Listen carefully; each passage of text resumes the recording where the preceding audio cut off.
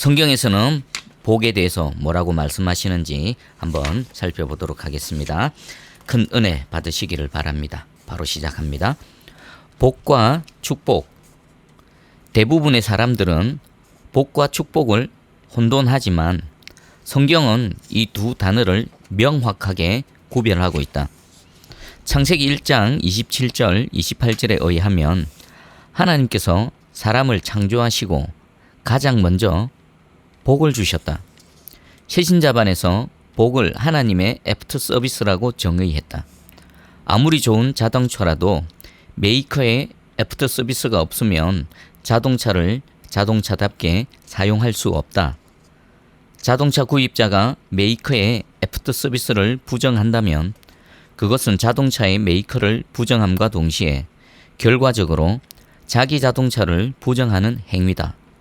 동일한 이치로 누구든지 하나님의 복을 부정한다면 그것은 자신을 창조하신 하나님을 부정하는 것인 동시에 결과적으로 하나님에 의해 창조된 자기 자신에 대한 부정이다. 하나님에 의해 창조된 인간은 인간의 애프터 서비스인 하나님의 복 안에서만 인간답게 살아갈 수 있다. 그러므로 무릇 그리스도인이라면 하나님의 복을 사모해야 한다. 아멘. 문제는 하나님의 복을 사모하는 것이 아니라 복 자체를 목적으로 삼는 것이다. 그것은 기복주의다. 사람들이 하나님이 아니라 하나님께서 주시는 복 자체를 목적으로 삼는 것은 매일 정비소에서 애프터 서비스를 받기를 목적 삼아 자동차를 구입하는 것과 같다. 자동차 소유자가 정비소에서 애프터 서비스를 받는 것은 그것이 목적이어서가 아니라 언제든 원하는 목적지로 달려갈 수 있게끔 자동차를 최적의 상태로 유지하기 위함이다. 그리스도인의 목적은 하나님께서 주시는 복이 아니라 복을 주시는 하나님이시다. 그러므로 그리스도인이 복을 사모하는 이유는 하나님의 복 안에서만 하나님을 목적으로 삼는 사람다운 사람으로 살아갈 수 있기 때문이다. 반면에 축복의 축은 한자로 빌축이므로 축복은 복을 구하다 혹은 복을 빌다는 의미다. 따라서 축복은 사람과 사람 사이에서만 사용 가능한 말이다. 가령 교인들끼리 성경 공부를 끝내고 이제 서로 축복 기도하자고 한다면 서로 하나님께 복을 빌어주자는 말이다. 군 입대를 앞둔 청년이 목사님께 축복 기도를 부탁하는 것 역시 군 복무를 잘할 수 있도록 하나님의 복을 빌어달라는 뜻이다. 그러므로 축복은 사람들끼리는 가능하지만 하나님께는 사용할 수 없는 단어다. 하나님께 축복해 달라고 기도하는 것은 하나님의 복을 구하는 것이 아니라 하나님 당신이 당신보다 더 높은 존재에게 나를 위해 복을 빌어 달라는 의미가 되니 그것은 올바른 표현이 아니다. 창세기 12장 1절에서 3절은 하나님께서 아브라함을 부르시는 내용이다. 창세기 12장 1절에서 3절 말씀입니다. 여호와께서 아브라함에게 이르시되 너는 너의 고향과 친척과 아버지의 집을 떠나 내가 네게 보여줄 땅으로 가라. 내가 너로 큰 민족을 이루고 네게 복을 주어 네 이름을 창대하게 하리니 너는 복이 될지라. 너를 축복하는 자에게는 내가 복을 내리고 너를 저주하는 자에게는 내가 저주하리니 땅의 모든 족속이 너로 말미암아 복을 얻을 것이라 하신지라. 아멘. 본문은 복과 축복을 정확하게 구별하여 사용하고 있다. 너를 축복하는 자에게는 내가 복을 내리고 라고 번역함으로써 하나님께서 복을 내려주는 주체이실 때는 복, 인간이 하나님께 복을 구하는 주체일 때는 축복으로 명확하게 구별한 것이다. 오늘날에는 대부분의 그리스도인들이 복과 축복을 구별하지 않고 사용하지만 그 두 용어의 차이와 성경적 의미만은 바르게 인식하고 있어야 한다. 성숙한 그리스도인이라면 앞으로 하나님께 복을 구하는 기도를 드릴 때 축복해 주십시오가 아니라 복을 내려 주십시오라고 기도해야 한다. 물론 강복해 주십시오라고 기도할 수도 있다. 강복은 문자 그대로 복을 내려 주시는 것이다. 아멘. 다음은 복의 문자적 의미입니다. 이제 성경을 통해 복의 문자적인 의미를 알아보기로 하자. 복의 첫 번째 문자적 의미는 창대함, 번영이다. 하나님께서 아브라함에게 내가 너로 큰 민족을 이루고 네게 복을 주어 내 이름을 창대하게 하리니 너는 복이 될지라 라고 약속하셨다. 우리말 복주다라는 의미의 히브리어는 바라크다. 아브라함이 큰 민족을 이루고 그의 이름이 창대하게 되는 것이 바라크, 즉 하나님께서 약속하신 복의 내용이었다. 역사를 살펴보건대 하나님을 믿는 민족은 경제적으로든 문화적으로든 사상적으로든 어떤 의미로든 창대한 적이 있었다. 로마 제국이 그랬고 마틴 루터에 의해 종교개혁이 일어난 뒤엔 독일이 창대했었다. 영국이 하나님의 말씀을 앞세우자 해 뜨는 데서부터 해 지는 때까지 유니언 잭기가 휘날릴 정도로 번영을 구가했다. 청교도들이 신앙의 자유를 위해 아메리카 대륙으로 이주한 뒤에는 미국이 창대하게 되었다. 그러나 중요한 것은 그와 같은 창대함은 결과였을 뿐 창대함 그 자체가 복의 본질이나 목적이 아니라는 점이다. 세상의 창대함 자체를 목적으로 삼으면 설령 창대함을 얻더라도 그 창대함으로 인하여 하나님의 복이 아니라 도리어 화를 입게 된다. 그리스도인이 복을 창대함이나 번영으로만 간주하는 그릇된 인식은 시급히 교정되어야 한다. 그리스도인이 복을 창대함이나 번영으로만 인식한다면 그리스도인으로서 바른 가치관을 지닐 수 없다. 만약 그것만이 복이라면 이 세상에서 가장 복받은 사람은 재벌 총수일 것이다. 과연 재벌 총수가 성경이 말하는 복 있는 사람이며 창대하다는 이유만으로 그리스도인들의 귀감이 될 수 있겠는가? 결코 아니다. 그런데도 그리스도인이 복을 창대함과 번영으로만 인식한다면 하나님의 말씀을 쫓아야 할 그리스도인조차도 세상의 창대함을 얻기 위해 수단과 방법을 가리지 않는 하나님과는 전혀 무관한 삶을 살 수밖에 없다.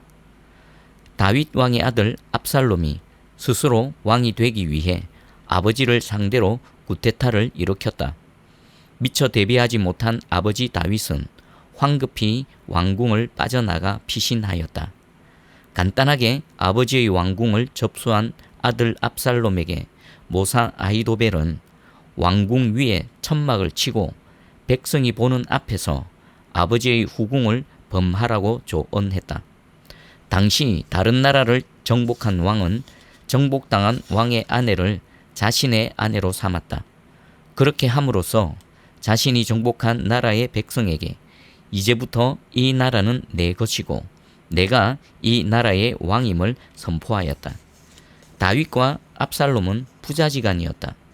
압살롬의 입장에서 보자면 아버지가 두고 간 후궁은 자기에게 어머니 뻘이었다. 그러나 왕으로 상징되는 창대함 자체를 목적으로 삼은 압살롬은 아히도벨의 조언을 받아들여 자기 어머니 뻘인 아버지의 후궁들을 범하고 말았다. 누가 보아도 세상은 압살롬의 천하가 된 것 같았다. 하지만 압살롬의 구테타는 전열을 정비한 아버지 다윗 왕의 군대에 의해 실패로 끝나버렸고 압살롬은 처참하게 생을 마감하였다. 오래전 탤런트였던 임동진 목사님이 경영하는 극단 예맥이 다윗 왕의 일생을 다룬 뮤지컬 더 킹을 공연했다. 꽤 긴 뮤지컬이었는데도 내 머릿속에 생생하게 남아있는 다윗 왕의 대사가 있다. 구테타 실패로 처참하게 죽은 아들 압살롬의 시체를 품에 안은 다윗 왕이 사랑하는 아들 압살롬의 이름을 연거푸 부르면서 오열하다가 이런 대사를 엎조렸다. 이럴 줄 알았으면 차라리 내가 왕이 되지 말 것을. 얼마나 기막힌 말인가. 다윗이 차라리 왕이 되지 않았더라면 사랑하는 아들 압살롬은 건졌을 것이다. 하나님께서 베들레헴의 이름 없는 양치기에 불과했던 다윗을 이스라엘 왕으로 창대하게 해주셨다. 그러나 다윗은 하나님께서 주신 창대함 속에서 그 창대함을 목적으로 삼는 어리석음을 범하고 말았다. 하나님께서 위임하신 권력의 청지기가 아니라 스스로 주인이 되어 자신의 권력으로 신하의 아내를 범하고 끝내 그 신하마저 죽여버리고 말았다. 아들 압살롬은 아버지 다윗이 한 대로 아버지 다윗에게서 본 대로 창대함을 목적 삼아 아버지의 목에 칼을 겨누고 아버지의 후궁들을 범했다. 결코 인생의 목적일 수 없는 창대함을 한순간 인생의 목적으로 삼았다가 다윗은 아들도 잃고 후궁도 잃고 수많은 백성의 생명마저 잃었다. 그대가 창대함과 번영을 삶의 목적으로 삼는다면 창대함과 번영은 그대에게 복이 아니라 자기 파멸의 지름길이 되고 말 것이다. 창대함과 번영을 목적 삼은 그대의 신앙은 무속신앙이나 기복신앙에 지나지 않기 때문이다. 무속신앙이나 기복신앙은 하나님을 이용하여 자기 목적을 성취하려는 것이다. 그래서 그대가 창대함과 번영을 얻으면 얻을수록 그대는 하나님과 더욱 멀어질 뿐이다. 하나님께서 로마 제국, 독일, 영국, 미국을 창대케 해 주셨지만 그들은 창대함 자체를 목적으로 삼다가 하나님과 신앙을 이미 잃었거나 잃어가고 있는 중이다. 복의 두 번째 문자적 의미는 행복이다. 신명기 10장 13절 말씀입니다. 내가 오늘날 내 행복을 위하여 내게 명하는 여호와의 명령과 규례를 지킬 것이 아니냐. 아멘. 우리말 행복으로 번역된 히브리어 토브는 복이란 의미다. 하나님께서 주시는 복은 행복이다. 세상에서 창대함과 번영은 얻었는데 그 대가로 행복했던 가족 관계가 깨지고 자식들이 부모의 유산을 놓고 원수처럼 싸운다면 그것은 하나님께서 주신 복이 아니다. 우리가 이 세상에서 경험할 수 있는 천국과 지옥은 사람과의 관계 속에 있다. 심하게 다툰 부부가 서로 등을 돌리고 누우면 함께 누워있는 침대가 바로 지옥이다. 하나님께서 주시는 복은 자신의 상황이 어떠하든 더불어 사는 사람들과 행복을 누리는 것이다. 잠언 17장 1절 말씀입니다. 마른 떡 한 조각만 있고도 화목하는 것이 제육이 집에 가득하고도 다투는 것보다 나으니라. 아멘. 제육에 해당하는 히브리어 제바흐는 제사의 제물을 뜻한다. 유대인은 가장 좋은 것을 하나님께 제물로 바쳤다. 이를테면 제바흐는 가장 좋은 것의 상징이다. 금, 은, 보화가 태산처럼 쌓여 있는데도 가족이 서로 다투는 것보다 마른 빵 한 조각을 놓고서도 온 가족이 행복한 것이 더 나음은 그것이 바로 하나님께서 주신 복이기 때문이다. 양화진에는 가톨릭 성지인 절두산이 있다. 절두산 성당 아래쪽에는 성모 마리아상이 있고 그 앞에 촛불을 바치는 단이 있다. 가톨릭 신자들은 촛불이든 유리병에 자기 이름과 기도 제목을 적어 그 단에 바친다. 촛불이 위로 향하듯 자신의 기도가 하나님께 상달되기를 바라는 마음의 발로일 것이다. 나는 절두산을 산책할 때면 그 단에 받쳐진 촛불병의 기도 제목들을 살펴본다. 그 기도 제목들이 세태를 반영해 주기 때문이다.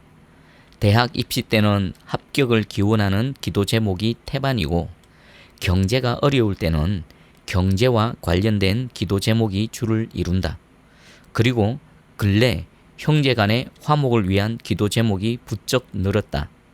서로 다투는 형제가 그만큼 많아졌다는 반증이다. 요즘 화목하던 형제가 갑자기 다투는 이유는 거의 부모의 유산 때문이다. 그대의 부모가 억만금의 유산을 남겼어도 그로 인해 형제 간의 행복이 깨져버린다면 그것은 절대로 복이 아니다. 아멘. 복의 세 번째 문자적 의미는 선함과 아름다움이다. 출애굽기 33장 19절 말씀입니다. 여호와께서 이르시되 내가 내 모든 선한 것을 네 앞으로 지나가게 하고 여호와의 이름을 네 앞에 선포하리라. 나는 은혜 베풀 자에게 은혜를 베풀고 긍휼히 여길 자에게 긍휼을 베푸느니라. 아멘. 우리말 선한으로 번역된 히브리어 투브 역시 복을 뜻한다. 호세아서 10장 11절 말씀입니다. 에브라임은 마치 길들인 암소 같아서 곡식 밟기를 좋아하나 내가 그의 아름다운 목에 멍에를 메우고 에브라임 위에 사람을 태우리니 유다가 밭을 갈고 야곱이 흙덩이를 깨트리리라. 아멘. 똑같은 히브리어 투브가 여기서는 아름다운으로 번역되었다. 즉 복은 선하고 아름다운 것이다. 하나님의 복을 받은 사람은 그 삶이 점점 선하고 아름답게 변한다. 얼굴도 예쁘고 옷도 잘 입은 여자가 마구 신경질을 부리는 모습은 보기에 민망하다.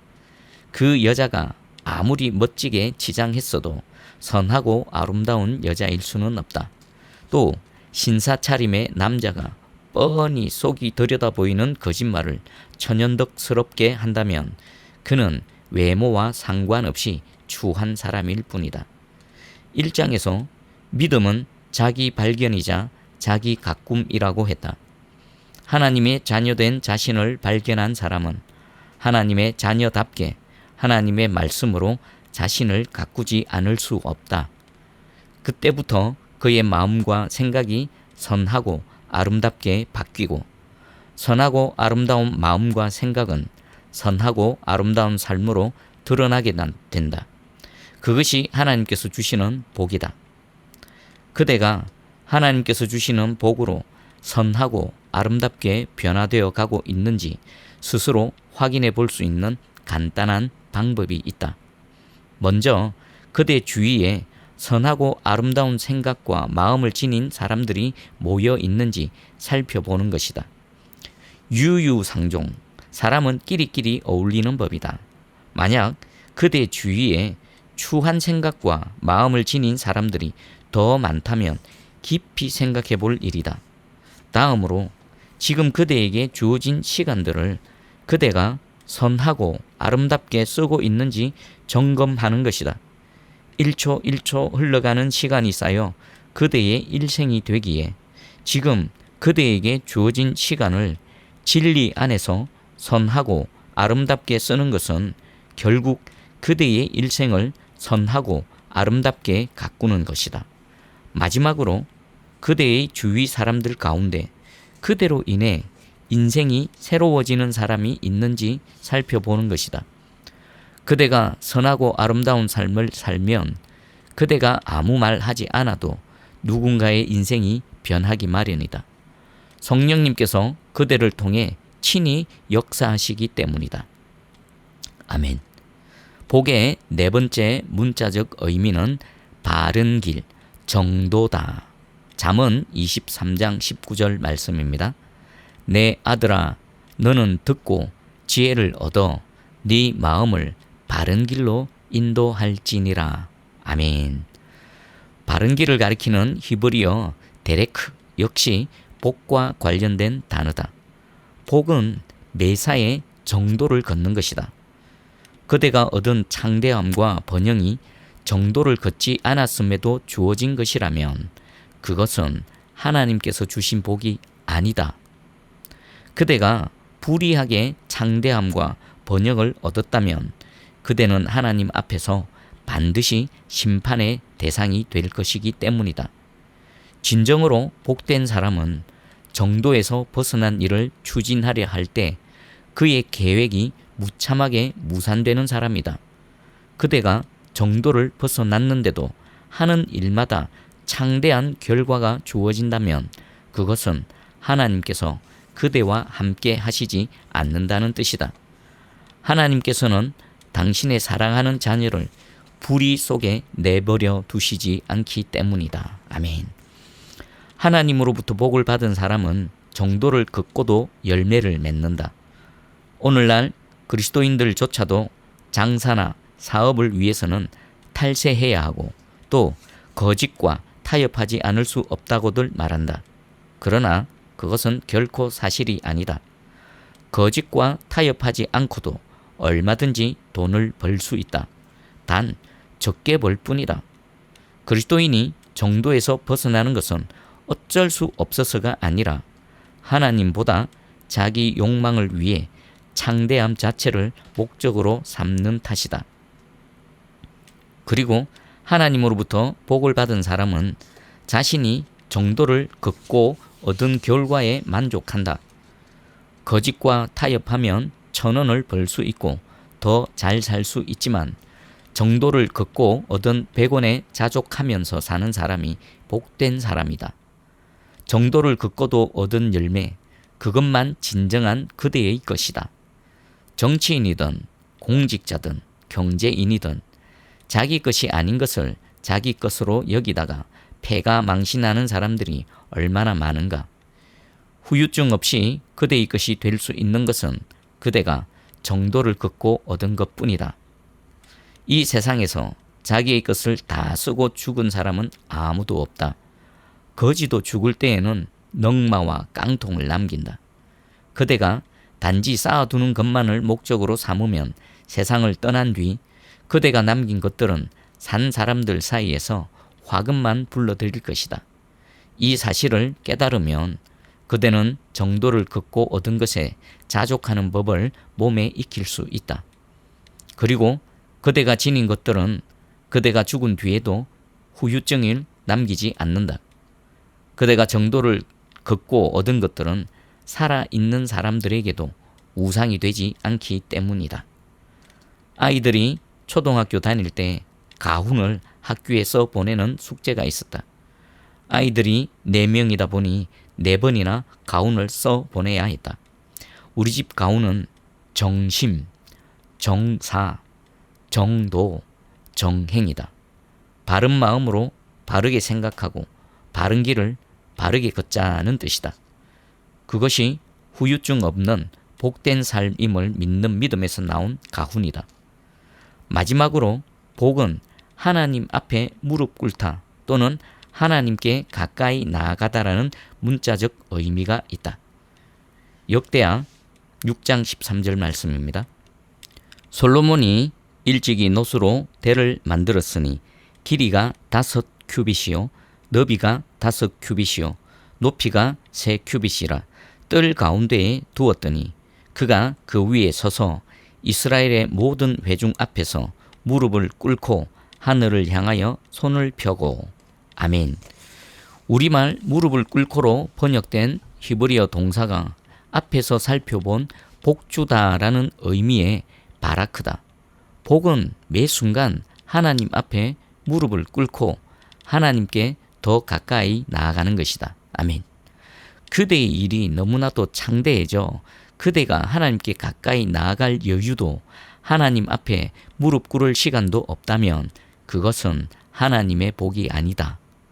하나님의 복을 받은 사람은 시간이 갈수록 하나님과 더 가까워지고 나이가 들수록 하나님께 더욱 무릎 꿇는다. 눈에서 멀어지면 마음도 멀어진다는 말이 있다. 세상 일이 너무 바빠 그대의 눈에서 하나님이 멀어지면 그대의 마음도 하나님으로부터 멀어질 수밖에 없다. 잠언에 소개되어 있는 아굴의 기도는 물질이 우상이 된 오늘날 우리가 어떤 기도를 드려야 할지를 일깨워준다. 잠언 30장 7절에서 9절 말씀입니다. 내가 두 가지 일을 주께 구하였사오니 내가 죽기 전에 거절하지 마시옵소서. 곧 헛된 것과 거짓말을 내게서 멀리 하옵시며 나를 가난하게도 마옵시고 부하게도 마옵시고 오직 필요한 양식으로 나를 먹이시옵소서.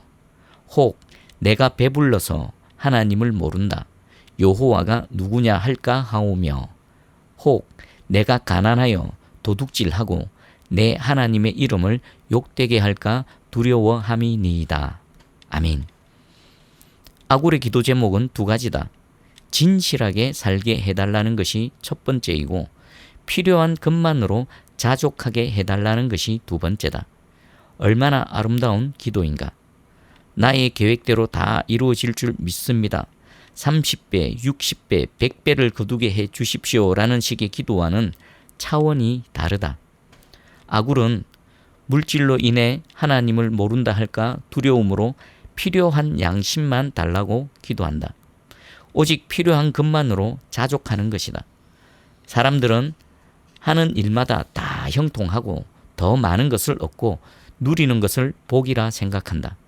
그러나 왜 하나님의 복은 물질과는 무관한 행복, 선함, 그리고 아름다움, 정도, 하나님 앞에 무릎 꿇음인가? 왜 아굴의 기도는 필요한 것만 구하라는 것인가? 에베소서 5장 16절은 세월을 아끼라고 명한다. 세월을 아끼라는 것은 흔히 오해하듯이 시간을 절약하라는 말이 아니다. 우리말 아끼다로 번역된 헬라어 동사 엑사고라조는 건져 올리다라는 뜻이다. 바다에 물고기가 아무리 많아도 건져 올리지 않으면 나와 아무 상관이 없다. 8, 90년이 아니라 100년을 넘게 살아도 자신을 스쳐 지나가는 시간을 진리로 건져 올리지 않으면 인생은 물거품처럼 허망하게 사라질 뿐이다. 그러므로 하나님의 복을 세월을 아끼라는 하나님의 말씀과 결부시켜 보면 왜 하나님의 복이 물질과는 무관한지 그 이유를 깨닫게 된다. 세상에서 크게 성공하고 대단한 업적을 이룬 것 같아 보이는 사람도 죽을 때는 인생 허물을 되씹으며 자신의 삶을 후회한다. 평생 욕망을 쫓느라 진리로 건져 올린 시간이 없는 탓이다. 아무리 오랜 세월을 살았어도 진리로 건져 올린 시간이 없다면 그 사람은 헛 인생을 산 것이다. 그러나 젊은 나이에 요절했을지라도 자신의 시간을 진리로 건져 올린 사람이라면 그는 이미 영원과 접속한 사람이다. 그대가 이 세상을 떠날 때 대체 무엇을 들고 하나님 앞에 설 수 있겠는가? 금은보화, 통장, 유가증권, 부동산 등기부 등본 등과 같은 물질적인 것은 모두 두고 가야 한다. 그때 그대가 하나님 앞에 보여드릴 수 있는 것은 진리로 건져 올린 시간, 다시 말해 하나님의 자녀답게 산 그대의 삶뿐이다. 그리고 하나님께서는 그대의 삶으로 그대의 인생을 평가하실 것이다. 그래서 정도를 걷는 사람이 복되고 날마다 하나님 앞에 무릎 꿇는 사람이 복되며 진리를 쫓아 선하고 아름답게 살면서 행복을 추구하는 사람이 복되다. 아멘. 자, 오늘은 여기까지 읽도록 하겠습니다. 저와 여러분의 삶이 하나님께서 말씀하시는 복으로 가득히 채워지기를 주의 이름으로 축복합니다. 아멘. 다음 시간에 뵙겠습니다. 샬롬.